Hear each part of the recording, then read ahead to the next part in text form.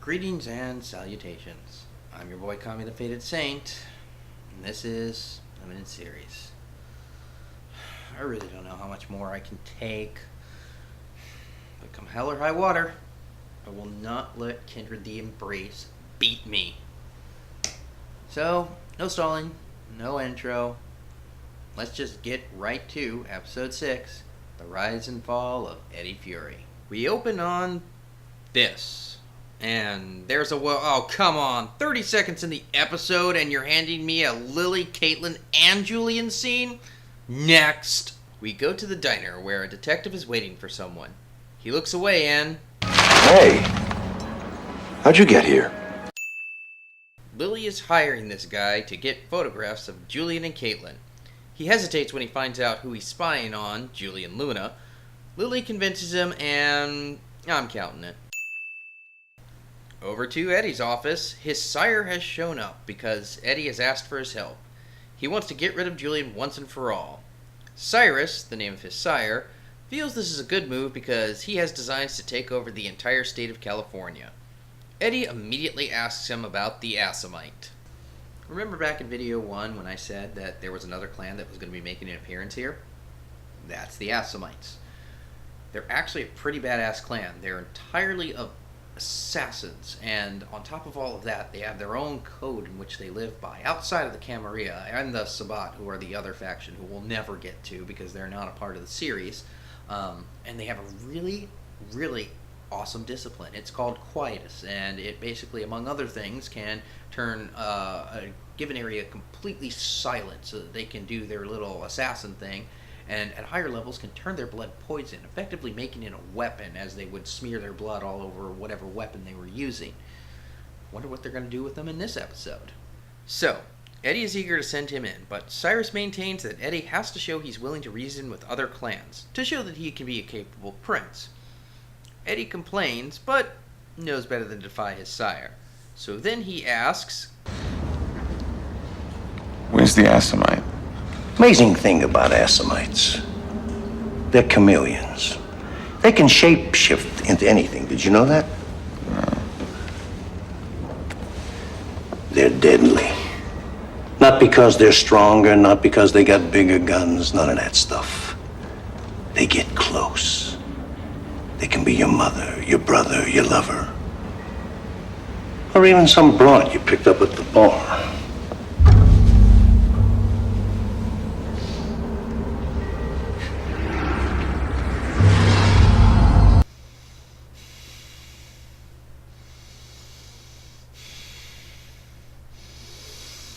Fanboy rage! So the Assamite is a shapeshifter. That's not how it works. I'm getting a rage migraine. Moving on.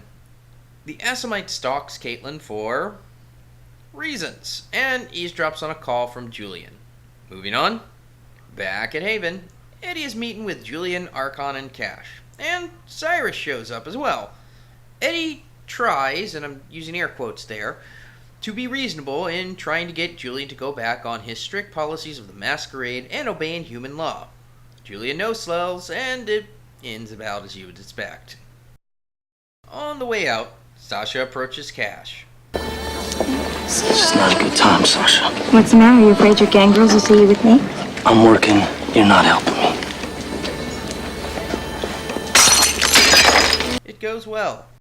Up in the bedroom, I just realized it overlooks the entire club. That's actually kind of creepy. Anyway, Lily be stalking. Sasha walks up to talk, and you know what? You tell him, Dean. Nope. Back at Caitlin's, Julian is showing up for a booty call, so the private eye can catch them together. Next, or wait. Sasha's there, and she's shown up for a booty call with Cash. And other guy, well, the Assamite kills him dead. And so the moral of the story is, sex will kill your nameless NPC, kids. Wait, what? Cash hears the shutter snap, but not his friend's head hitting the ground, and goes off to check on things. Julian also leaves. The Assamite is disguised as the NPC bodyguard, and Cash finds the body.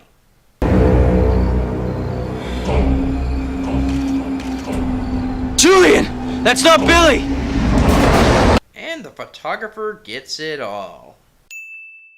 The fight is short, and the Assamite takes Sasha hostage before tossing her to Julian and running off.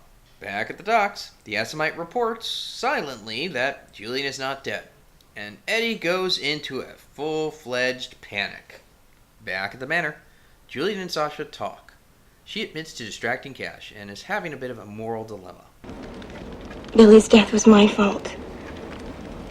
You'll never know how sorry I am. But I didn't take him away because I'm Bruja. I did it because I love him. You made a mistake. I didn't set you up, Julian. I never betray you.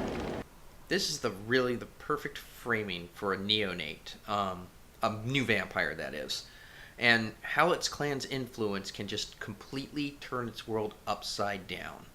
Which brings us to this.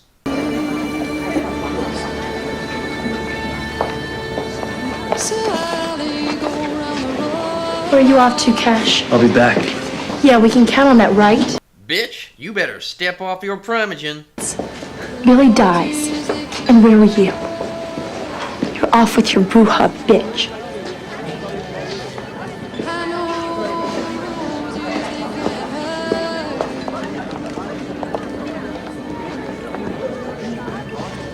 You were right about what you said would happen when they see us together. I can handle it. It's everything you said it would be. Gangrels hating Bruja, you hating me. It's not like I'm Gangrel and that's all I am. But I'm Bruja now. I feel it more every day. I tried to fight it and I can't anymore. Sasha, don't give up. I used to have something to fight with. The way I felt about you. Sasha, no. Now that's gone. You're lying. I know you are. You said it would happen, Cash. And you were right. Don't.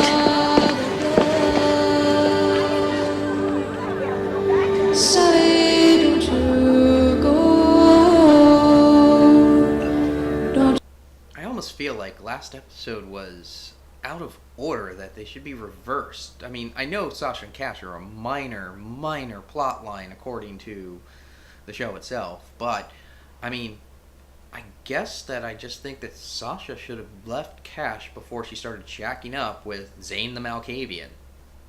Back at the diner, the photographer informs Lily that he's got the pictures and much more than just an affair.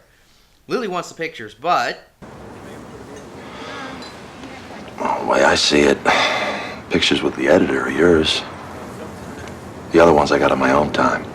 Apparently you never took common sense as a merit, did you, pal? Back at Frank's bank, of course he's the one with the pictures. Who else would it be? And Lily follows the photographer back there. They get into an elevator and... Oh, that's terrifying. And you know what? She just leaves him there. Doesn't even lick the wound. Lily confronts Frank and... Okay, this is all that happens. She seduces him instead of taking the pictures. Next. Frank is very quickly approaching Lily's status, where I just try to skip his scenes altogether. It'd certainly make everything faster if I did that. And Frank gives the pictures to Caitlin. Next. And now Caitlin gives them to Julian. And they're having a fight, I guess? But after seeing these pictures, it's pretty much curtains for their relationship. Caitlin can no longer take the lies. And if you believe that, I've got a bridge in Brooklyn and a console called the Phantom that I'd like to sell you. Back at Haven, Julian confronts Lily. Man, that seems to be a trend right now. And they both cry masquerade breach at each other. You betrayed me, Lily. I took something that could never be yours to begin with. That's where you're wrong. You sure? Take your hands off me. Or do you wonder when you hold her in your arms what she would do if she knew the truth about you? Our kind. It goes well. Which leads to Eddie meeting Lily. Awfully convenient that she just happens to be jilted at this particular moment. Eddie uses this to persuade her to set up a meeting between himself and Julian, and he's not really making a whole lot of bones about the fact that he's going to kill him at the meeting. Lily, who I know I've skipped practically all of her scenes, but has spent the entire series pining for Julian, agrees because, you know, hell hath no fury. Back downstairs, and later, apparently, Lily meets Caitlin, and you know what? I don't care. You don't care. Nobody cares. Next, back at the manor. Cash and Julian are hunkered down for the Assamite, and Cash mentions that Eddie's in the study. And Lily's there, and just wants Julian to hold her. But no, it's the Assamite! Hold on a minute. So, the Assamites can shapeshift, and they're the only clan that can do it, and the rest of the 5 clans are just stuck with the same powers between all 5 of them? So now we want the clans to have diversity? And the chase is on. Cash hears the tussle and goes to investigate. Julian follows Cash into the study and asks for his gun. And right then, Eddie whips around and he shotguns Julian in the middle of his chest.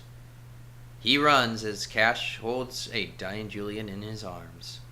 Lily intercepts Eddie and tries to stop him because, she's having second thoughts or something like that. But Eddie says it's done and drags her off. Back in the study, Cash mourns Julian, only it's not really Julian. I'm so surprised. The Assamite took Julian's form to kill Cash, but failed. So, now it's on. A very drunk Lily shows up at Deed's place and informs him Julian is dead, and it's her fault. Deeds throws a fit when he should be carving her up. And back at the docks, Eddie has forcefully assembled the conclave to announce Julian's death and that he's the new prince. Julian was not a good prince.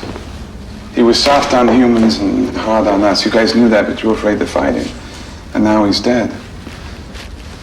And unless any of you want to challenge me, the Bruja will rule the city with me as prince.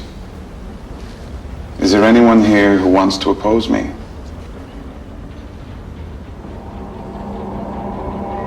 I will. Drama queen. Yes, Julian shows up with his posse of NPCs and Sonny. Hey Sonny, nice for you to show up. He explains Eddie killed the Assamite. And Eddie goes into full-blown hissy fit mode. There's some back and forth, but let's be honest here. If he didn't kill him for the stupidity of embracing his niece, he's sure as hell not gonna do it now that this is really... the hell that came out of nowhere. At least it's more than Julian did. Julian tells Cyrus that Eddie is his now. Oh, very nice. And tells the Bruja to choose a new primogen. Oh god, do I really have to do this scene? Okay, well, long story short. Too late! Caitlin can't live without Julian. The end. I do not have enough alcohol to keep enduring this. Where do I start with this video? Honestly, as episodes go, this isn't really that bad. It does a decent job of capturing the political intrigue side of the game. The stuff with Sasha and Cash, it's good, but short. Everything with Caitlin and Lily, though, is just bang your head on the desk bad. Frank is a footnote, which I guess is merciful. Sonny and Archon are just nothing more than cameos, and Deeds has 2 scenes. Really, I almost think it would have been better if they had decided to kill Julian off in this episode. It would have made things a hell of a lot more interesting, and the fact of the matter is that he's not really that great of a prince. Which is sad, really, because I thought he was a greater prince when I watched the series initially, but there you have it. Watching it with an adult eye, I can see that he would have been killed in 2 sessions in a tabletop game version of this. But in the end, this episode is serviceable, but not much more. Just 2 more. 2 more and I am free of these chains. I'm gonna throw a party. Anyway, wrap up time. I give Kindred the Embraced, Episode 6, The Rise and Fall of Eddie Fiori, 2 Exorcist walks. See that in the middle of the match?